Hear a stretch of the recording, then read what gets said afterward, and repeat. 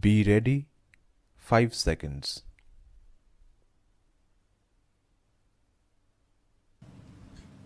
Advocates are an important part of judicial system.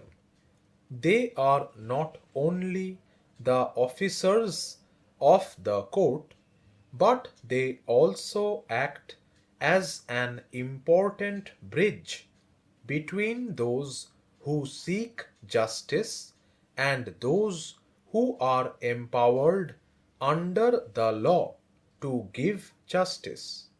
The amendments to the Advocates Act were long pending and bring about a critical reform in the justice delivery system of our country. The importance of these amendments cannot be understated.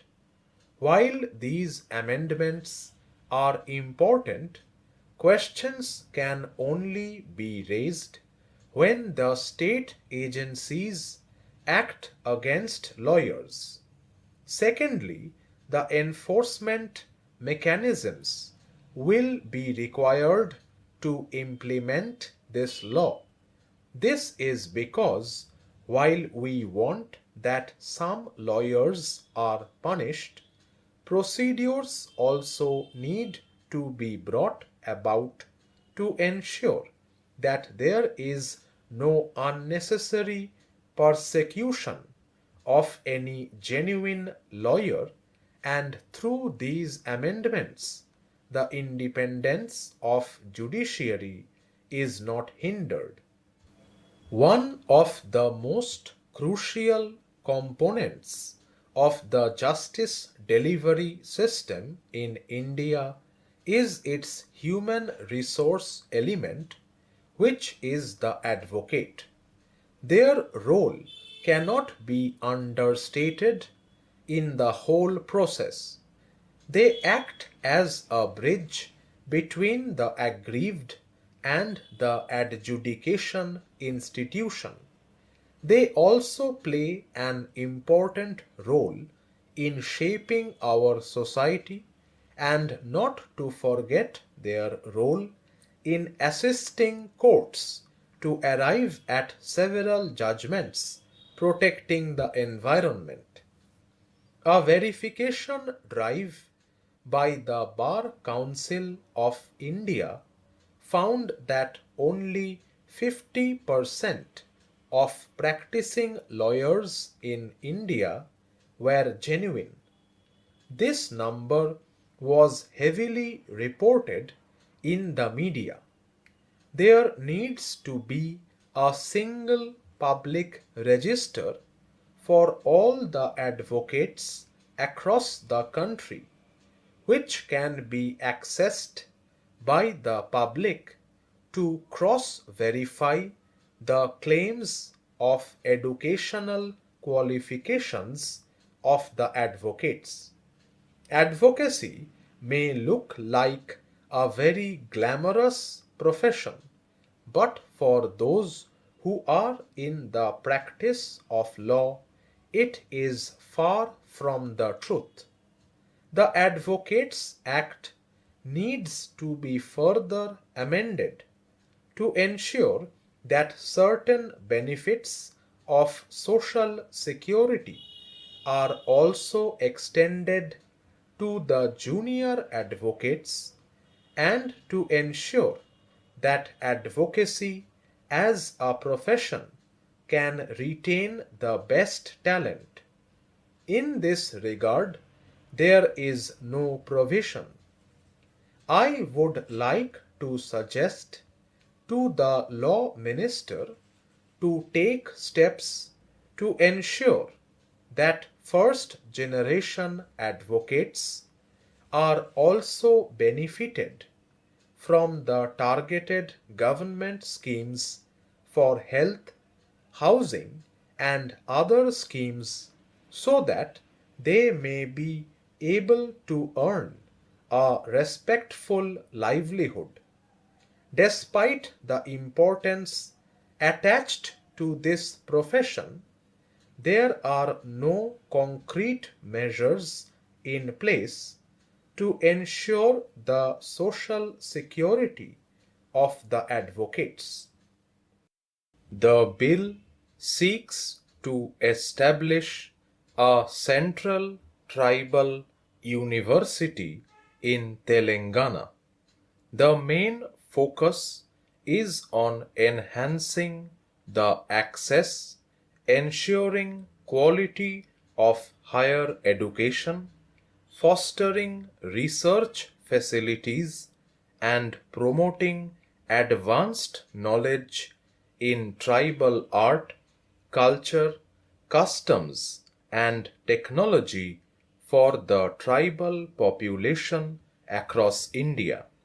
This is a very welcome move, and we support the bill so that the necessary tribal university is established in Telangana. It will take care of the regional aspirations.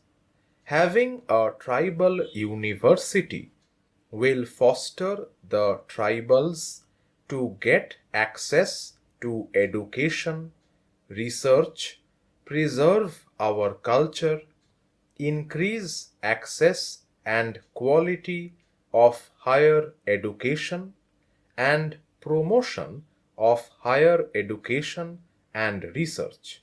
So, we welcome this bill and we stand in support of the bill. At the same time, I would like to highlight a few things which we have seen arising in multiple areas where we have tribal university and so on. The first thing which I see is there has been a gross violation of reservation rules. If you take the case of Indira Gandhi National Tribal University Act, the Adivasi enrollment, very unfortunately, has come down under the NDA government.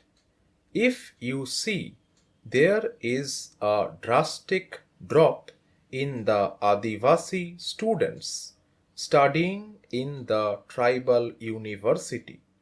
One of the main reasons is because the admission to this university is linked to the Central University Entrance Test, which is really inaccessible to tribal students. I am bringing all these things to the notice of the House briefly because at least whatever be our past, we must not only protect and patronage the reservation, we must really heartfully involve in the upliftment of scheduled castes, scheduled tribes, OBCs, and BCs. This is because they were oppressed for thousands and thousands of years in terms of education, in terms of economic progress. It is okay that you are bringing this bill, but already you had set up another such tribal university in Andhra, which is not having its own building. It is running in a transit building. So, what concern do you have?